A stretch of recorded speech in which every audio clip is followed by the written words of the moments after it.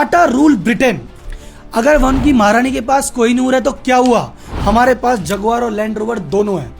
ये थी अखबार की हेडलाइन जब टाटा ने जगुआर और लैंड रोवर को खरीद लिया था 2.7 बिलियन 9,200 करोड़ रुपए में। ये कोई नॉर्मल बिजनेस ट्रांजैक्शन नहीं था, ये भारतीयों के लिए गर्व की बात थी और इंटरनेशनल मार्केट में एक बहुत बड़ा धमाका। फोर्ड जो दुनिया की सेकंड लार्जेस्ट कार मेकर है, वो जगुआर लैंड रोवर को प्रॉफिट में नहीं ला पाई और रतन टाटा ने कैसे प्रॉफिट में लाके दिखाया उसको। फोर्ड जिसने कभी टाटा का अपमान किया था, टाटा ने वही चीज वापस खरीद के कैसे बदला लिया। और कोई फालतू कहानी नहीं सुनाऊंगा, बिजनेस कोच का चैनल है, तारीख की बात करेंगे, फैक्ट की बात करेंगे, बंदों की बात करेंगे। ये केस स्टडी हर उस भारतीय के लिए है जिसको टाटा से प्यार है। ये हर उस बिजनेसमैन और बिजनेस के स्टूडेंट के लिए है जो ये जानना चाहता है कि यार लॉस में चीजें आती कैसे है और लॉस में आती है तो उसको फिर प्रॉफिट में लेके कैसे जाते हैं। ये केस स्टडी आपको सिखाएगी कि कैसे अपने एम्प्लॉय का और आसपास के लोगों का दिल जीता जाता है। ये कहानी है टाटा की, ये कहानी है देश की और ये कहानी है एक सपने की और सम्मान की। अगर आपको सुननी है तो ये कहानी पूरी सुनना, बीच में छोड़ के मत जाना, कहानी का अपमान हो जाएगा। जाना है तो अभी निकलो। तो जनता जनार्दन की जय बोल के करते हैं वीडियो की शुरुआत।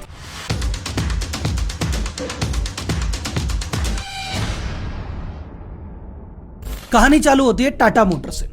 टाटा मोटर्स ने कहा इंडियन मार्केट में तो हमने काफी रूल कर लिया, अभी भी बहुत सारी स्कोप बाकी है, लेकिन अगर टाटा मोटर को एक इंटरनेशनल ब्रांड बनाना है, ग्लोबल मार्केट में जाना पड़ेगा। और ग्लोबल मार्केट में जाने में सबसे जो डेवलप्ड मार्केट है यूएस मार्केट, वहां पे एंट्री करनी पड़ेगी।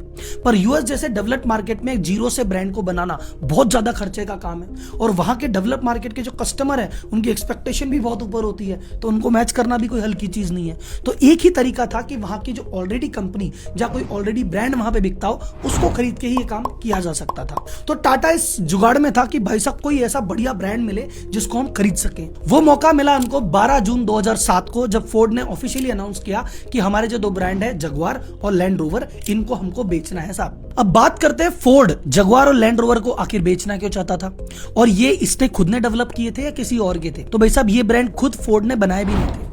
ये जो जगुआर ब्रांड है ये तो 1935 में बना था और उसके बाद 1989 में फोर्ड ने इसको खरीदा था 2.9 बिलियन खर्च करके। लैंड रोवर बना था 1948 में। ऑफ राइडिंग में इसको गोल्ड स्टैंडर्ड माना जाता था, इसके बराबर कोई व्हीकल ही नहीं था, ये सबसे लव्ड ब्रांड था। लेकिन प्रॉफिटेबल का चक्कर इसका ऐसा है कि बार बार कंपनियों बदलती रही, एक कंपनी बेचती दूसरी खरीदती, बिकते बिकते 1994 तक BMW ने इसको खरीदा। सन 2000 में फोर्ड ने BMW से इसको खरीद लिया। अब सवाल ये आता है कि फोर्ड जगुआर और लैंड रोवर को बेचना क्यों चाहता था। फोर्ड का जो खुद का मेन कार बनाने का बिजनेस है यूएस में, वही घाटे में चलने लग गया। 2006 में इसको 12.6 बिलियन जो कि लगभग होता है 1 लाख करोड़ का घाटा हुआ। 2007 में 2.6 बिलियन का घाटा हुआ। तो फोर्ड ने कहा भैया पहले अपना जो मेन काम यूएस में है जिसके भरोसे जाने जाते हैं उसको तो संभाल लें, ये दो ब्रांड के चक्कर में भाई साहब डिस्ट्रैक्शन हो रहा है, तो इन दोनों ब्रांड को निकालो, कुछ थोड़े बहुत पैसे जनरेट करो और अपने मेन धंधे पे फोकस करो। इसलिए इन दोनों ब्रांड को वो निकालना चाहता था। अब लैंड रोवर के बारे में जैसे मैंने बताया, ये तो आइकॉनिक ब्रांड था, हमेशा प्रॉफिटेबल रहा, गोल्ड स्टैंडर्ड रहा, इसने हमेशा प्रॉफिट कमाया। जगुआर की किस्मत हमेशा खराब रही, जगुआर ने किसी को प्रॉफिट कमा के दिया ही नहीं। फोर्ड ने भी जगुआर में जबरदस्त घाटा खाया।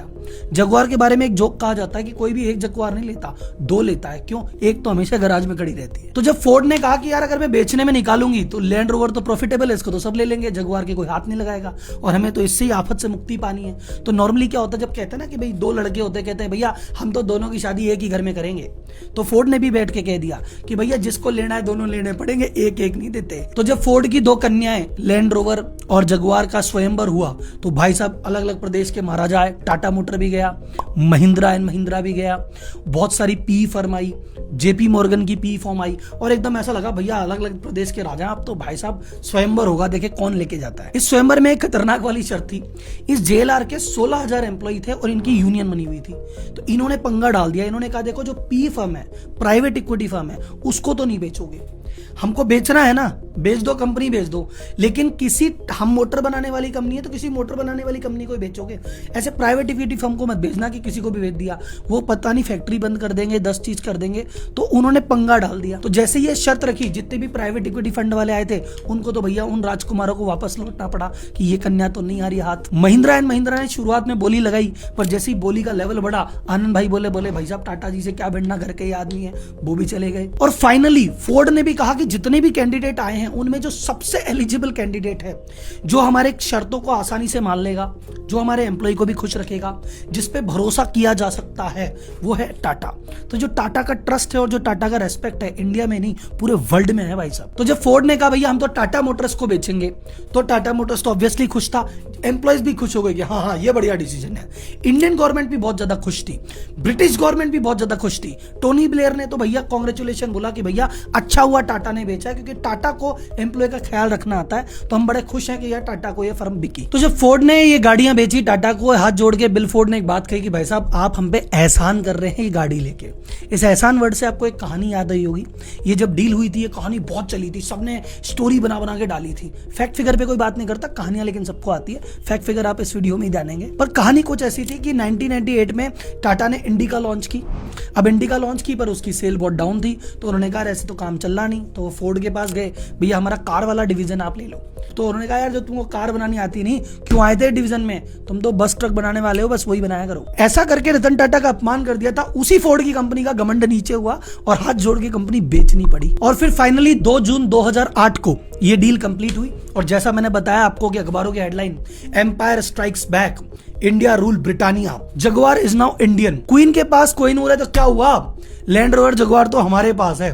तो ऐसे करके इंडियंस को तो बड़ा प्राउड फील हुआ, लेकिन ब्रिटिश नागरिकों को बहुत बुरा लगा। उन्होंने कहा यार ये कोई बात थोड़ी होती है यार, हमने इन पे रूल किया है, हमारी कंपनियां खरीद रहे हैं, ऐसी कोई बात थोड़ी होती है। तो उनसे जब बातचीत की तो उनके नागरिकों का कि यार जब फोर्ड जैसी कंपनी जब लैंड रोवर को प्रॉफिट में नहीं चला सकी, जगुआर को नहीं चला सकी, तो भाई साहब टाटा की क्या औकात है। इनको तो प्रीमियम गाड़ियों का एक्सपीरियंस भी नहीं है। अभी बात आपके भी मन में आई होगी, हाँ यार सर फोर्ड अगर लॉस में थी तो टाटा ने क्यों खरीदा। टाटा ने इसलिए खरीदा, उनको पता है प्रॉफिट में लाऊंगा और कैसे लाऊंगा, ये केस स्टडी है, ध्यान से सुनना। एक सवाल कि राहुल जी अगर टाटा को खरीदना था तो यही ब्रांड क्यों खरीदे। बहुत सारे कारण थे। पहला कारण, ब्रांड बहुत बढ़िया थे, ग्लोबल लेवल पे जब पहचान हो गई।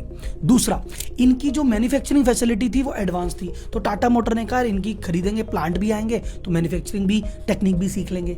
इनका R&D सेंटर था वो भी एडवांस था, तो रिसर्च एंड डेवलपमेंट जो चल रही है एडवांस, वो भी मिल जाएगी। फिर इनकी लैंड रोवर की जो XUV आती है, वो इनकी सफारी जो टाटा सफारी है उसका एक्सटेंडेड वर्जन है। बोले हम खुद डेवलप करेंगे तो हमें जाने कितने साल लगेंगे, यहाँ तो बना बनाया मिल रहा है। आज तक टाटा ने चाहे बस बनाई, चाहे ट्रक बनाई, चाहे कार बनाया, वैल्यू फॉर मनी वाला बनाया, लग्जरी के सेगमेंट में गए नहीं। तो लग्जरी सेगमेंट में इसके थ्रू एंट्री हो गई और एक बहुत बड़ा मार्केट जो पहले बंद था अब ओपन हो गया। और पूरे वर्ल्ड में ग्लोबल डीलरशिप बनी बनाई, 170 कंट्री में 2600 से ज्यादा डीलर बने बनाए मिल गए। तो डील सिर्फ कंपनी की नहीं हुई, पूरे इकोसिस्टम की हुई कि और पूरे विश्व में नाम का नाम हो गया, डीलर का डीलर हो गया, टेक का टेक हो गया, प्लांट का प्लान हो गया, सिक्योरिटी मिल गई, बाकी प्रॉफिटेबल तो इसको बना लेंगे। जगुआर लैंड रोवर को खरीदने के बाद जब पहली एम्प्लॉय मीटिंग हुई और इन सभी एम्प्लॉय को संबोधित करने रतन टाटा पहुंचे, तो सबके मन में एक बात क्लियर थी कि भैया कोई नेताजी आदमी आए हैं, अब इन्होंने हमने कंपनी खरीद ली, ये नए मालिक हैं, अब ये भाई साहब हमारी जम के क्लास लेंगे, एक बार दिखाएंगे कि मैं कितनी बड़ी अथॉरिटी हूं और हमें बताएंगे कि ये रहा प्लान, करो फॉलो। रतन टाटा जी अलग ही आदमी, उन्होंने ऐसा कुछ किया ही नहीं। उन्होंने कहा कोई बात नहीं सर, आपकी कंपनी है, आपको अच्छी चलानी आती है, हम आपके मालिक नए हैं तो क्या हुआ। ऐसा नहीं कि हम अपना रोल चलाएंगे, आप और हम मिल के कंपनी चलाएंगे। ऐसा करके एम्प्लॉय का विश्वास जीत लिया। सेकंड चीज, टाटा शॉप फ्लोर पे कभी कभी घूमते घूमते रतन जी खुद चले जाते थे, तो एम्प्लॉय शॉक हो जाते, अरे यार मालिक आ गया, मालिक आ गया। उनके लिए बहुत बड़ी बात थी, क्योंकि फोर्ड का कोई डायरेक्टर कभी आज तक शॉप फ्लोर पे आया नहीं, तो बड़े लोग हैं। रतन टाटा ने कहा नहीं यार मैं शॉप फ्लोर पे चक्कर लगाऊंगा, एम्प्लॉय का ट्रस्ट दोबारा जीता। फिर उन्होंने सोचा एक नया CEO को इंडियन को लाके हमारे सर पे बैठाएंगे। उन्होंने कहा नहीं, इस कंपनी के जो ऑलरेडी CEO थे डेविड स्मिथ, उनको कहा नहीं CEO आप ही रहोगे, आपको 25 साल फोर्ड का जगुआर का दोनों का एक्सपीरियंस है, आप हो, आप ही संभालो साहब। तो उससे ये आदमी ऐसा है कि दादागिरी करने वाला नहीं है, साथ में काम करने वाला आदमी है। इसके बाद चीजें बहुत ज्यादा स्मूथ तरीके से वर्क करने नहीं लगी, क्योंकि ये डील कब हुई थी याद है आपको, जून 2008 में। और उसके 2-3 महीने बाद क्या हो गया, सितंबर 8 में लेमन ब्रदर हुआ, पूरा मार्केट नीचे, और जो पूरा यूरोप में तबाही, नॉर्दर्न अमेरिका में तबाही। और यही तो सेगमेंट था, यही तो मार्केट था जो जगुआर लैंड रोवर की गाड़ियां खरीदा करता था। एकदम से सेल शून्य। टाटा मोटर जिसका 2008 में प्रॉफिट 2515 करोड़ रुपए था, 2009 में उसका लॉस हो गया 2500 करोड़ का। 5,000 करोड़ का लॉस एक साल में। टाटा को अपने इनिशियल बजट के अलावा 4,500 करोड़ अलग से खर्च करने पड़े सिर्फ खर्चे निकालने के लिए। ये पैसा लेने के लिए जब भाई साहब ब्रिटिश बैंक के पास गए या यूरोपियन बैंक के पास गए, पहली बात तो उनकी ठंडन गोपाल हो रखी थी 2008 के चक्कर में।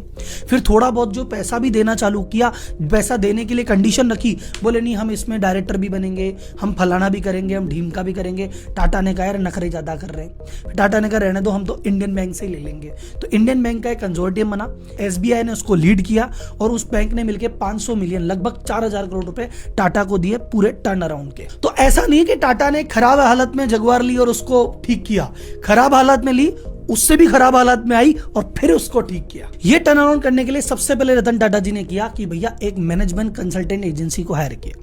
उन्होंने एक जर्मनी की म्यूनिक की एजेंसी थी उसको हायर किया और ग्लोबल लेवल पे केपीएमजी को हायर किया कि भैया हमें आगे का प्लान बताओ, हम कैसे वर्क करें। और उस कंपनी ने उनको 3 स्ट्रेटजी बताई कि देखो नए प्रोडक्ट को डेवलप करो, नए मार्केट को डेवलप करो, कैश मैनेजमेंट करो और कॉस्ट कटिंग करो।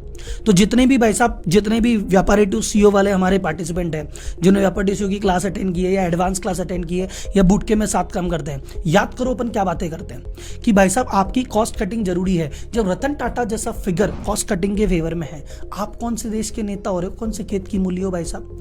एक आदमी कहता है सर कंसल्टेंट की क्या जरूरत है, बिजनेस तो आदमी खुद ही कर लेगा। सर जी जिन्होंने बिजनेस 150 साल चलाया, जब कोई प्रॉब्लम आती है, जब वो कंसल्टेंट को हायर करते हैं तो हम कौन सा खेत की मूल्य है। तो यहाँ पे एक मैसेज उन लोगों के लिए भी है जो 99 रुपए देने के लिए 100 बार सोचते हैं कि यार देवे के ना देवे। अरे दादा सोचो जरा, कॉस्ट कटिंग में क्या क्या किया। सबसे पहले आया लेबर फ्रंट पे, बैठ के सब लेबर को बैठ के समझाया, देखो कंपनी की हालत तुम्हें पता है पहले ही ज्यादा खराब थी और अब तो बहुत ज्यादा खराब हो गई। या तुम बोलो तो मैं तुम्हारे आधे से ज्यादा को अभी निकाल दूं और सब कुछ बंद कर दूं, फैक्ट्रियां, और तुम साथ दो तो अपन कंपनी को प्रॉफिटेबल बना सकते हैं। और लेबर को समझा के कुछ एग्रीमेंट किए जिसपे ये आए। पहला इन्होंने कन्विंस किया कि जो 40 घंटे तुम पर वीक काम करते हो, 3 घंटे एक्स्ट्रा काम करना पड़ेगा। पूरी लेबर मान गई, बोले हाँ साहब। फिर उन्होंने कहा कि भाई पे फ्रीज करना पड़ेगा, ऐसे मैं तुमको सैलरी रेगुलर बेसिस पे नहीं दे पाऊंगा, थोड़ा रुक के देना पड़ेगा, 2 महीने 4 महीने सैलरी रुक के देंगे, टुकड़ों में देंगे। लेबर ने कहा ठीक है भाई साहब। कुछ जो पुराने इनएफिशिएंट लेबर थे, ऐसे 2000 लेबर को नौकरी से हटाया भी गया। कुछ इनएफिशिएंट लोग थे उनको जबरन छुट्टी पे भेजा गया, कईयों को वीआरएस दिया गया। इन सब चीजों को करके टोटल 32% मैन पावर को इन्होंने एडजस्ट किया और टोटल 68 मिलियन पाउंड यानी लगभग 680 करोड़ रुपए की सेविंग अर्जित की। R&D में, रिसर्च एंड डेवलपमेंट में हैवी इन्वेस्टमेंट किया। इंडस्ट्री स्टैंडर्ड है अपने रेवेन्यू का 5% इन्वेस्ट करना चाहिए, टाटा ने 14% इन्वेस्ट किया कि भैया नया ऐसा मॉडल बनाओ जो फ्यूल एफिशिएंट हो, जो चीजें जल्द बिके और कंटेम्परेरी मॉडल के अनुसार हो। तीसरा, नए मार्केट डेवलप किए। ये जितनी भी सेल जगुआर की होती थी वो होती थी नॉर्थ अमेरिका से, मेन अमेरिका से या फिर इनके यूरोपियन मार्केट से। अब वो तो बंद पड़े, तो इन्होंने मार्केट डेवलप किया चाइना, इन्होंने डेवलप किया रशिया, इन्होंने डेवलप किया लैटिन अमेरिका। तो टोटल जगुआर की सेल जो उस समय जब इन्होंने बाय किया, टोटल सेल का 1% आता था इन जगह से, इनसे आने लग गया 20%। 2009 में टर्नओवर चालू हुआ था, 2017 में लेडीज एंड जेंटलमैन दिल को थाम लीजिए, सेल कर दी तिगनी, $34 बिलियन, 2,31,000 करोड़ की सेल। टाटा ग्रुप में इस समय टाटा मोटर में 80,000 एम्प्लॉई हैं, उनमें से 35,000 सिर्फ जगुआर और लैंड रोवर में हैं। और एक फैक्ट मैं आपको बताना भूल गया, जब टाटा मोटर ने जगुआर लैंड रोवर खरीदी थी, Jaguar land rover Tata motor से भी बड़ी थी। तो कुछ इस प्रकार से टाटा ने लैंड रोवर जगुआर को खरीदा, टर्न अराउंड किया। और इससे जो लेसन हम सीख सकते हैं, लेसन नंबर 1, आपको अपने एम्प्लॉय का दिल जीतना पड़ेगा। डंडे देके, स्ट्रिक्टनेस करके, अपना नेता बन के कुछ नहीं होता। जब दिल से दिल मिल जाएंगे, वो हाथ मिलाएंगे और फिर रिजल्ट आएगा। दूसरी चीज जो आपको सीखनी है कि आपका टैग कितना भी हाई हो, आपकी कॉस्ट हमेशा लो रहनी चाहिए। अगर आपकी कॉस्टिंग लो नहीं है, आप कॉस्ट कटिंग पे ध्यान नहीं दे रहे, आप कितने ही बड़े तुर्रम खाओ, आप बोलो सर मेरा 70% मार्जिन है, तो 71% आने का प्रयास करना चाहिए। 30% की कॉस्ट है तो काट के 29 लेके आओ, 29 से तो 28 लेके आओ। हमेशा जहां 1 रुपया 2 रुपया 1 पैसा मिले, काटने का सदैव प्रयास करो। नए प्रोडक्ट और नए मार्केट की खोज में हमेशा रहो। टाटा मोटर कहता है इंडिया में सब बिक रहा है, सब कुछ ठीक ही तो है, लेकिन अगर ग्लोबल मार्केट में जाना है, खोजा, ढूंढा, काम किया। जगुआर लैंड रोवर मिली, बड़े बिकती तो है यूरोप में और अमेरिका में, क्या बेचना, चाइना ढूंढा, रशिया ढूंढा, पूरा मार्केट डेवलप किया। तो हमेशा अपनी सेल बढ़ानी है, या तो नया नया मार्केट डेवलप करो, या नए नए प्रोडक्ट डेवलप करो, या नए नए सेगमेंट में चले जाओ। टाटा वैल्यू फॉर मनी में था, लग्जरी में चला गया। टाटा इंडिया में था, इंडिया से बाहर चला गया। बाहर में एक कॉन्टिनेंट में था, अलग कॉन्टिनेंट पकड़ लिया। तो ये सभी चीजें जो अपन सीख सकते हैं। और बिजनेस कोचिंग या बिजनेस कंसल्टिंग से रिलेटेड अगर आपको चीजें जाननी है तो बहुत सारी केस स्टडी आने वाली है, वहां पे आपको चीजें मिल जाएगी। और ये टाटा सीरीज में मेरा पहला वीडियो नहीं है, इससे पहले 8-10 वीडियो आ चुके हैं। तो अगर आपको टाटा केस स्टडी बिजनेस ये चीजें अट्रैक्ट करती है तो अभी मेरे चैनल को सब्सक्राइब करो, उन प्लेलिस्ट पे जाओ, सारी चीजें आपको मिल जाएगी। अगर आपको पूरी वीडियो देखने में इंटरेस्ट है और बिजनेस फाइनेंस के रियल में जानकार हो, जागरूक हो, तो इसको चैनल को सब्सक्राइब करना, नहीं तो फालतू भीड़ बढ़ा के क्या करेंगे। तो जनता जनार्दन को एक बार फिर जय हिंद, धन्यवाद। इस वीडियो को बस एक छोटी सी रिक्वेस्ट है, शेयर बहुत ज्यादा करना, जगह जगह भेजवा देना।